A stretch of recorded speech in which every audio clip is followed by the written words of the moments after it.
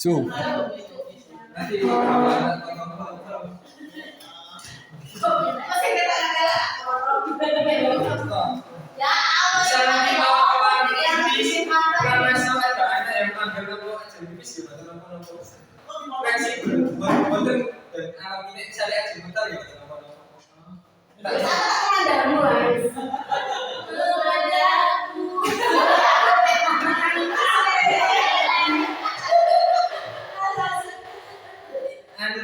kembali yang kembali ceria menuliskan bukan yang kembali ceria namanya kembali ceria SD.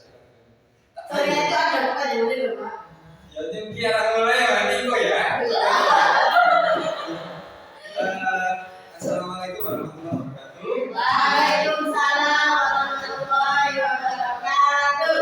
Kepada yang terhormat Bu Haris selaku Kepala Sekolah SD 1 Kabupaten Gunung dan rekan-rekan guru SD Kabupaten Gunung yang saya hormati, puji syukur kehadirat Allah Subhanahu wa taala yang telah memberikan nikmat sehat sehingga kita bisa berkumpul pada hari ini dalam acara mempresentasikan presentasi saya hubungan yang harmonis sekolah di Kompol Ceria SD 1 Kabupaten Gunung. Salawat dan salam tercurah saya berdoa dengan kepada junjungan kita Nabi Muhammad SAW yang selalu kita nantikan syafaatnya besok di yaumul kiamah nanti. Hari ini Sabtu 24 Agustus 2024. Slide selanjutnya dari hubungan yang harus di sekolah. Target untuk kegiatan kombrol kita hari ini adalah budaya positif yang saya pelajari di modul 1 surah nomor 1. Apa itu budaya positif? Budaya positif bisa diartikan sebagai budaya positif di sekolah, yaitu nilai-nilai dan kebiasaan di sekolah yang berpihak pada peserta didik atau yang sering kita sebut berpusat pada peserta didik agar mereka peserta didik dapat berkembang menjadi pribadi yang kritis, menghormat dan penuh tanggung jawab. Misalnya ini nanti mau ditambahin. Selanjutnya ada konsep inti budaya positif, ada 8 yang nanti akan saya bahas satu persatu. Ini kurang lebih ada perubahan paradigma belajar, disiplin positif, nilai-nilai kebijakan, kebutuhan dasar manusia, motivasi perilaku manusia, posisi kontrol guru, keyakinan kelas, dan segitiga restitusi. 8 ini nanti akan saya bahas satu-satu konsep inti budaya positif yang di sekolah. Yang pertama, sebelum ke yang 8 ini ada tujuan pendidikan guru menurut Ki Hajar Dewantara. Menurut Ki Hajar Dewantara sendiri, tujuan pendidikan itu apa? Menuntun segala kodrat yang ada pada anak-anak agar mereka dapat mencapai keselamatan, kebahagiaan yang setinggi-tingginya baik sebagai manusia maupun sebagai anggota masyarakat. Oleh sebab itu, pendidik hanya dapat menuntun tumbuh atau hidupnya kekuatan kodrat yang ada pada anak-anak agar memperbaiki lakunya hidup dan tumbuh kekuatan kodrat. Itu kurang lebih tujuan pendidikan Ki Hajar. Nah, ini yang tadi yang pertama tadi konsep intinya. Yang pertama, perubahan paradigma. Perubahan paradigma itu tujuan untuk membangun budaya positif di sekolah. Sekolah perlu menyediakan lingkungan yang positif, aman, nyaman agar murid-murid mampu berpikir, bertindak, dan mencipta dengan merdeka, mandiri, serta bertanggung jawab. Lazimnya disiplin dikaitkan dengan kontrol dalam hal ini. Kontrol itu kita guru dalam menghadapi murid. Next, pembelajaran dengan paradigma baru. Pembelajaran dengan paradigma baru merupakan pembelajaran yang dirancang berdasarkan prinsip pembelajaran berdiferensiasi atau pembelajaran yang berbeda antara satu anak dengan anak yang lain, sehingga peserta didik belajar sesuai kebutuhannya berdasarkan tahap perkembangannya dan sesuai teori psikolog modern untuk mewujudkan profil pelajar Pancasila. Di pembelajaran itu kan kita juga harus berdiferensiasi dalam mengajar satu anak dengan anak yang lain. Untuk profil pelajar Pancasila sudah kita beriman bertakwa, berkepentingan global, mandiri, bergotong royong, dalam kritis. Next, miskonsepsi atau salah tangkap tentang teori kontrol seperti itu. Kadang kita berpikir atau ilusi guru mengontrol murid itu bahwa semua penguasaan positif, ilusi bahwa semua penguasaan itu akan menjadi hal yang positif dan efektif serta bermanfaat untuk peserta didik. Dan kadang kita berpikir atau berilusi bahwa kritik dan membuat rasa bersalah mampu menguatkan karakter, membuat rasa bersalah itu seperti apa ya? Seperti menyudutkan anak, membuat rasa bersalah itu dapat menguatkan karakter mereka. Itu miskonsepsi yang kedua. Terus miskonsepsi yang ketiga, kadang guru berilusi atau kita berilusi bahwa orang dewasa atau kita itu berhak memaksa anak-anak sesuai ke apa ya? Kehendak keinginan kita. Itu miskonsepsi kadang-kadang tentang teori kontrol suatu guru. Next ada bagaimana cara mengubah paradigma stimulus respons ke pendekatan teori kontrol. Di sini ada stimulus kontrol dan teori kontrol. Realitas kebutuhan kita itu sama, kita berpikir realitas kita itu sama. Sebenarnya realitasnya kebutuhan kita itu berbeda-beda. Kebutuhan anak yang dimaksud di sini. Terus yang kedua, semua orang melihat hal yang sama. Karena kita melihat hal itu sama, tapi sebenarnya setiap orang itu memiliki gambaran yang berbeda. Di sini anak ada maksudnya. Anak itu memiliki gambaran yang berbeda. Terus kadang kita juga mencoba mengubah orang agar berpandangan sama dengan kita. Padahal sebenarnya di teori kontrol kita itu harusnya memahami pandangan orang lain tentang apa ya? Tentang pandangan mereka atau mereka memandang dunia. Stimulus respon yang keempat, perilaku buruk selalu dilihat sebagai suatu kesalahan. Tapi di teori kontrol, semua perilaku itu pasti memiliki tujuan. Misalnya anak itu berperilaku seperti apa itu jangan dipandang sebagai kesalahan. Tapi kita harus cari tahu apa mereka tujuan. Stimulus respon yang kelima, orang lain bisa mengontrol saya. Di teori kontrol, hanya kita yang bisa mengontrol diri sendiri. Stimulus respon yang ke-6, saya bisa mengontrol orang lain. Di teori kontrol, Anda tidak bisa mengontrol orang lain. Stimulus yang ke-7, pemaksaan ada pada saat rujukan yang gagal. Di teori kontrol itu lebih ke kolaborasi, kerjasama dan konsensus menciptakan pilihan-pilihan baru. Ini yang ke-7. Itu contohnya misalnya untuk kelima misalnya atau apa ya, kegiatan pembelajaran sehari-hari kita itu karena dulu perlu kolaborasi atau melakukan konsensus untuk menciptakan apa ya, menciptakan pilihan-pilihan anak yang anak disukai selama itu masih di dalam apa ya, masih di dalam konteks. Terus stimulus responnya terakhir, model berpikir menang kalah. Kalau di teori kontrol namanya model berpikir itu enggak menang kalah, tapi semua anak itu sama menang semua. Itu paradigma yang dari stimulus kontrol ke teori kontrol yang kemarin saya. Next, perubahan paradigma stimulus respon dan teori kontrol. Siapa sesungguhnya yang memiliki kontrol? Ada sebut saja teori kontrol. Ini sudah ratusan, langsung saja. Ini yang tadi inti yang ke-8 tadi, lanjut ke yang disiplin. Disiplin yang pertama, apa makna disiplin? Disiplin berasal dari bahasa Latin disipliner, yang artinya belajar. Makna asal dari kata ini berkonotasi dengan disiplin diri dari murid-murid Sokrates dan Plato.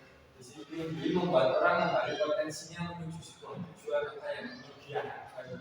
Namun dalam budaya kita, makna disiplin telah berubah arti dari yang dulunya di sana belajar menjadi sesuatu yang dilakukan seorang pada orang lain untuk mendapatkan kepatuhan. Kecenderungan umum adalah menghubungkan kata disiplin dengan ketidaknyamanan, bukan dengan apa yang kita hargai atau pencapaian sesuatu yang tujuan yang benar. Next, disiplin positif. Disiplin yang tadi kan disiplin positif sendiri merupakan salah satu cara penerapan disiplin yang bertujuan untuk menumbuhkan kesadaran serta memberdayakan peserta didik tanpa imbalan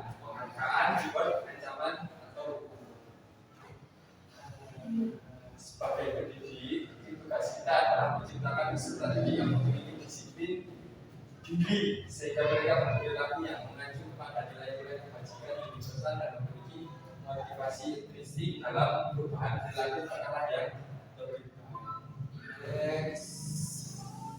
Hubungannya dengan itu tadi ada nilai-nilai kebajikan. Nilai yang disepakati bersama lepas dari suku bangsa agama bahasa latar belakangnya. Contoh nilai kebajikan di institusi atau organisasi. Yang pertama ada profil pelajar Pancasila, yang kedua ada Ibu Primarius Program PIP, keterampilan hidup, life skill, teknologi. Ini termasuk poin yang tadi ya.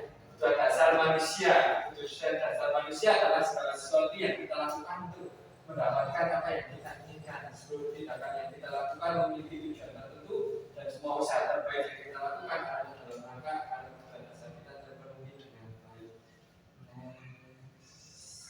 Ini adalah tujuan dasar manusia yang perlu kita pahami. Yang pertama bertahan hidup, kasih sayang, penguasaan, kebebasan, dan kesenangan. Sudah kita tahu kalau bertahan hidup itu pasti butuh makanan, pakaian, tempat tinggal. Kasih sayang perlu rasa diterima, penguasaan itu berhubungan dengan harga diri, kebebasan berhubungan dengan mencoba hal baru, memiliki pilihan, terus kesenangan berhubungan dengan bermain dengan antusiasme dan ketawa. Ini menerima kebutuhan dasar yang nanti akan berhubungan dengan selanjutnya.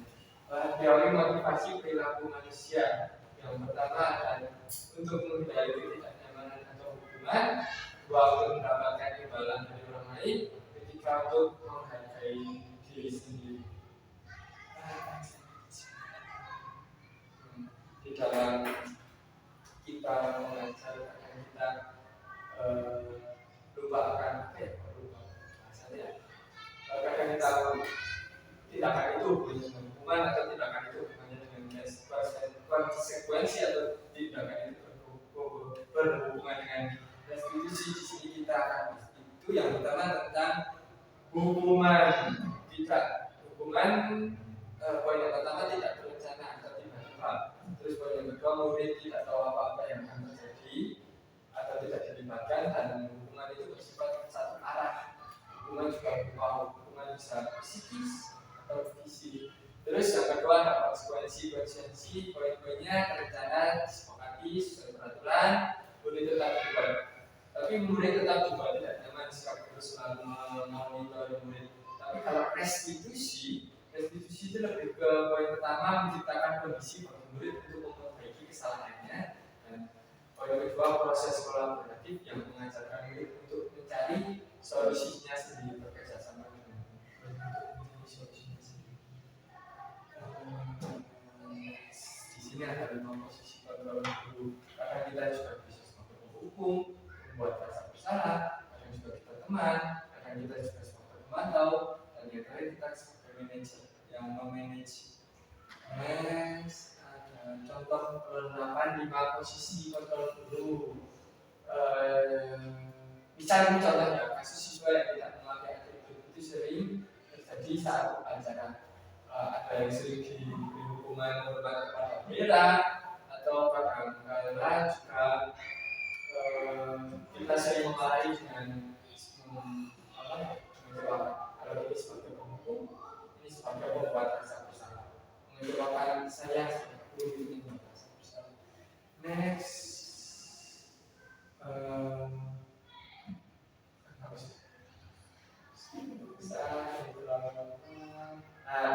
Kadang kita di kelas juga perlu membuat keyakinan kelas. Mungkin guru semua di sini sudah membuat itu keyakinan kelas, mengapa keyakinan kelas, buat peraturan. Karena keyakinan kelas itu lebih ke kita berkolaborasi kepada anak agar menciptakan sebuah aturan yang anak itu juga yang membuat agar mereka juga bertanggung jawab atas dengan apa yang mereka buat sendiri. Mungkin itu sudah sering dibahas.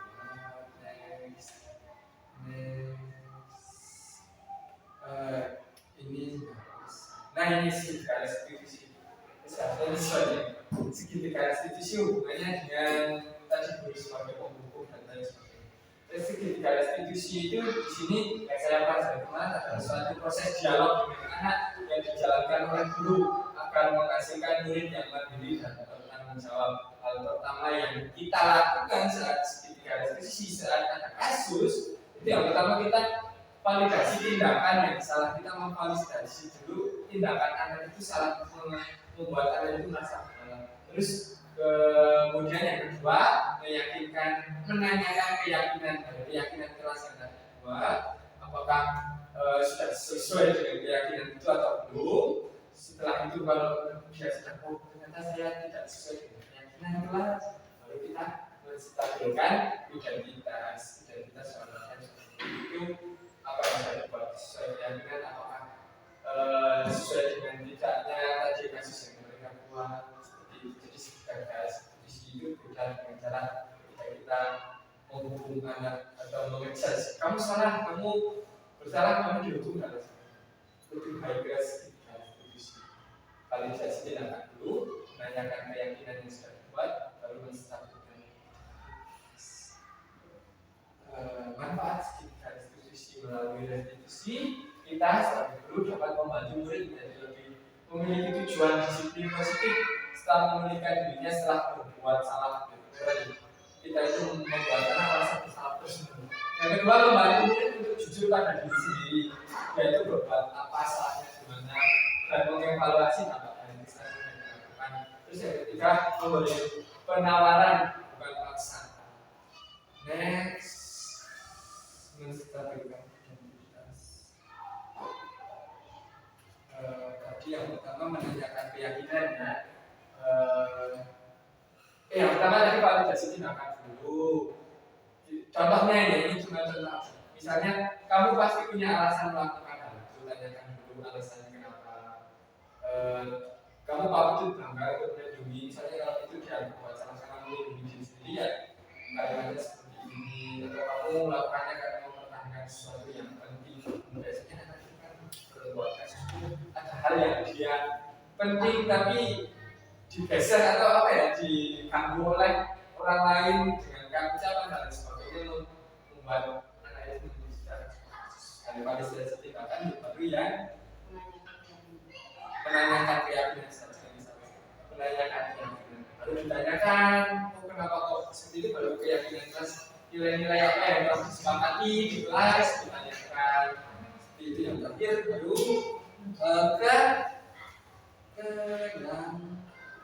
yang menstabilkan setelah kedua itu kita menstabilkan identitas anak. Kalau wacana itu wajar, tidak ada orang yang selalu benar, tidak ada manusia yang sempurna, atau bapak ibu juga dengan itu, atau yang dapat itu bapak tidak mau mencari siapa yang salah, tapi bapak ingin mencari solusi dari permasalahan, atau guru bisa mencari kalimat-kalimat yang baik untuk menstabilkan identitas anak setelah diberi. Ini contoh pengarang tidak besar. Di sini ya, menatap sebelum saya ini di sini ada kasus satu anak yang sering apa ya, dia itu sering terlambat. Kemudian di sini saya mencoba melakukan sedikit restitusi dengan apa ya, yang menanyakan keyakinan, stabilikan identitas, validasi yang salah dan menstabilkan identitas. Ini kurang lebih contohnya ya, ini contoh saja. Ya, biar gambar Pak. Iya.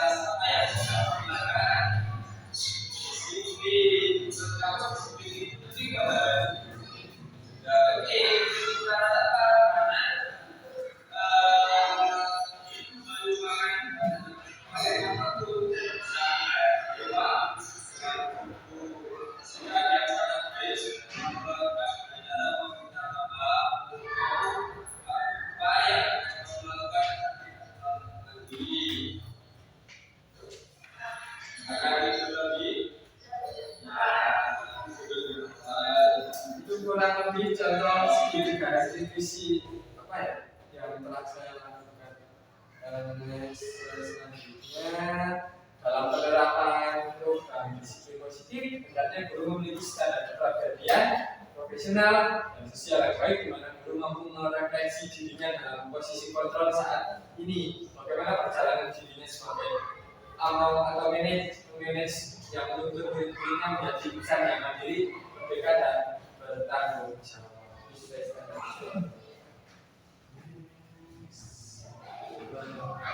Oke, itu saja mungkin ada yang mau dikatakan tentang yang telah saya bahas di sini dari belakang. Tadi ada perubahan paradigma belajar, disiplin positif, nilai-nilai kebajikan, kebebasan manusia, motivasi perilaku manusia, posisi kontrol guru, keyakinan dan yang terakhir maksudnya yang tujuannya itu yang segitiga restitusi. Mungkin ada tanggapan dulu, ada tanggapan, ada pertanyaan atau masukan mungkin untuk melakukan ibu Kalis. Baik. Ini berapa? Oke. Yang pertama kan tentang ini ya, kemudian dan yang kedua gimana kalau untuk penyeimbang biasanya ada sebenarnya keinginan.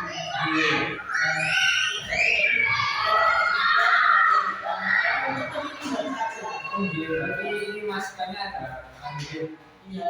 kurang berarti. Yang kita yang bukan kan ada yang standar. Standar. Kalau keinginan kan bukan ada. Oh gitu. Pengen misalnya atau keinginan untuk memiliki karena semuanya sudah terpenuhi, makan pakaian tempat tinggal sudah pengen beli mobil, pengen keinginan maksudnya keinginan yang lain. Jadi mungkin kesenjangannya kemudian untuk pendidikan Restitusi. dengan pelaksanaan pendidikan itu berarti dapat saya tahu mungkin dia artinya hukuman sudah tidak perlu Iya. karena sudah kayaknya sudah tidak efektif melakukan hukuman. Iya. Jadi hanya itu untuk kamu bisa. Jadi akan lebih bagus memang kalau anak itu tidak ada hukuman, tapi dia tahu kenapa dia begini, kenapa dia begitu. Jadi dia tahu apa permasalahannya, tidak sekonyong-konyong langsung disuruh tulis lapangan misalnya 7 kali. Padahal tidak tahu dia tak baru datang misalnya seperti itu. Itu saja. Mungkin Kalian terima kasih untuk kalian yang telah menanggapi tentang yang tadi 5 kebutuhan dasar manusia dan segitiga restitusi. Ya, karena segitiga restitusi itu lebih ke kita melakukan validasi dulu tindakannya itu yang salah itu, terus menanyakan keyakinannya yang dia miliki setelah terus setelah itu kita mencari solusi untuk menstabilkan. Mungkin yang lain ada yang mau menanggapi tentang disiplin positif itu ya tadi kita bahas 8 ya. Ada perubahan ini keputusan ini.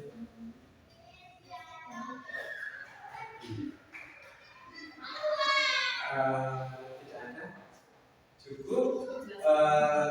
Mungkin saya ingin menambah kalau mungkin masih ada yang belum membuat keyakinan di kelas atau masih mengejas murid dalam arti ketika ada kasus langsung dia dihukum, mungkin masing-masing kita buat dulu keyakinan kelas kita masing-masing dan kita coba menerapkan sedikit restitusi ketika ada suatu permasalahan. Ada yang mau merefleksikan refleksikan oke, mau mati. Di situ aja, merefleksikan saja. Apa yang dapatnya kembali kegiatan kembali kita. Setelah mendengar paparan dari Pak Ada, itu saya lebih apa namanya sadar diri gitu.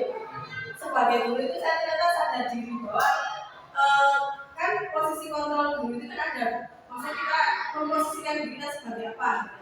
Ternyata masih sering sebagai penghukum, ternyata masih sering sebagai apa namanya itu membuat merasa bersalah dan yang lain-lain, belum menjadi manajer. Padahal kan sebaiknya kita sebagai guru itu ya menerapkan posisi kontrolnya sebagai manajer, kan? Sebelum kita bisa terutama mengatur diri kita sendiri gitu. Terus tentang segitiga restitusi juga, karena pada kenyataannya di kelas itu kadang kita ketika anak berbuat salah itu kita langsung kami itu salah, kami itu gini langsung dijudge seperti itu ya. Tidak, terserah saya belum menerapkan posisi segitiga restitusi ini. Nah, mungkin kedepannya bisa dicoba praktek untuk segitiga restitusi ini. Saja Pak. Oh ya, terima kasih. Memang sebenarnya juga saya sendiri menyadari ketika saya belum ikut CDP itu, sebelum modul 1 ini saya pelajari itu, saya juga seperti Bu Mani, tapi setelah modul 1 selesai itu ternyata ada nilai-nilai kebajikan di situ, masih termasuk yang segitiga restitusi yang cerita praktekan di kelas yang sering kita temui kasus-kasus anak itu, karena ternyata itu yang saya lakukan kemarin cuma terima kasih untuk teman yang telah memberikan refleksi. Untuk yang lain kalau tidak ada yang menanggapi, boleh. Silakan. Terima kasih. Saya sudah terima kasih banyak kepada yang ilmunya memberikan buat pembelajaran tadi apa yang dikatakan tersebut dari akan buat itu juga dengan tadi seperti itu ya, biasanya kadang anak juga trauma terhadap guru ya. Saya juga kan ada beberapa anak trauma terhadap guru, mungkin kenapa nggak tahu guru itu kok bisa membuat trauma, juga kita juga mungkin sambil berevaluasi sendiri. Dan yang saya tanyakan di sini Pak Ahmad, untuk cara tadi kan Pak Ahmad sudah menampilkan contohnya saat video tadi itu secara Pak, saya langsung berdialog empat mata dengan pelaku. Kalau semuanya mempraktekkan segitiga diskusi itu caranya dengan empat mata. Kalau bisa kita akan lebih fokus dalam berbicara dengan itu, akan fokus komunikasi dengan anak. Jadi sebelumnya itu sebelum segitiga restitusi dilakukan pasti di awal semester itu kan ada yang namanya keyakinan kelas itu, keyakinan kelas yang kita buat bersama anak-anak tadi ketika sudah dibuat itu kan sudah pada setuju, pada fix untuk melaksanakan aturan kesepakatan kelas. Kan itu dari salah anak-anak, misalnya ini contohnya di kelasnya ini anak-anak semua yang yang mau kan saya nggak kita berbicara tentang kesepakatan. Saya menawarkan ke anakku datang ke waktu Pak, boleh minum tetapi tidak boleh makan. Saya setuju itu. Tapi dalam artian minumnya di botol, dan tidak tumpah kemana-mana, tidak mengecek, menjaga kebersihan dan lain sebagainya. Ini sudah selesai. Otomatis kan anak sudah setuju semua, sudah yakin akan keyakinan kelasnya, baru ketika ada kasus. Yang pertama, validasi tindakannya itu salah tidak sesuai dengan tidak sesuai dengan misalnya kalau tidak lemah berarti disiplin kan ya. Nah, terus kedisiplinan itu nanti kita lakukan dengan keyakinan kelas. Apakah kamu sudah melakukan keyakinan? Baru setelah itu kita mencari solusi biar tidak datang terlambat, misalnya anak diberi solusi agar hidup awal, misalnya atau tidak main HP sampai malam. Ya tadi kan sudah dipraktekkan itu ternyata yang empat mata. Dan saya tanyakan apakah bisa Anda seandainya dalam satu kelas itu ada anak lebih dari satu atau satu maksudnya ya cuma semuanya boleh di istilahnya secara masukan. Iya boleh bisa. Dan seperti tadi kan yang dicontohkan tadi mata ya dengan anak yang bersangkutan. Tapi seandainya ada kasus itu siswa siapa atau berapa anak itu bisa dilakukan secara masukan boleh. melakukan segitiga Restitusi, ya bisa sekali, bisa untuk kasusnya satu kelompok itu kita undang untuk menjalankan segitiga restitusi itu juga bisa. Karena tadi kan adalah contohnya yang satu kanan. Nah, misalnya banyak kita segitiga restitusi itu juga bisa.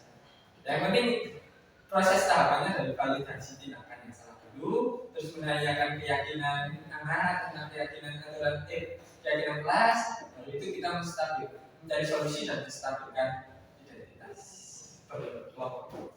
Itu adalah cukup. Terima kasih atas paparannya, sudah bermanfaat bagi saya khususnya untuk mengevaluasi diri nih. Ternyata kita juga sebagai momok juga terhadap anak juga. Terima kasih Pak. Iya, jadi kita langsung mengejar. Mungkin ada yang lain, kalau tidak ada tadi sudah ada pertanyaan sudah dimasukkan, ada yang merefleksikan, ada yang mau menanggapi atau bertanya. Kalau tidak, dicukupkan untuk kombel ceria SDN 1 dengan 1 ini bisa saya akhiri dengan bacaan Alhamdulillah. Kurang lebihnya, kalau ada salah kata dari saya mohon maaf. Bila itu berbeda, wassalamualaikum warahmatullahi wabarakatuh. Waalaikumsalam.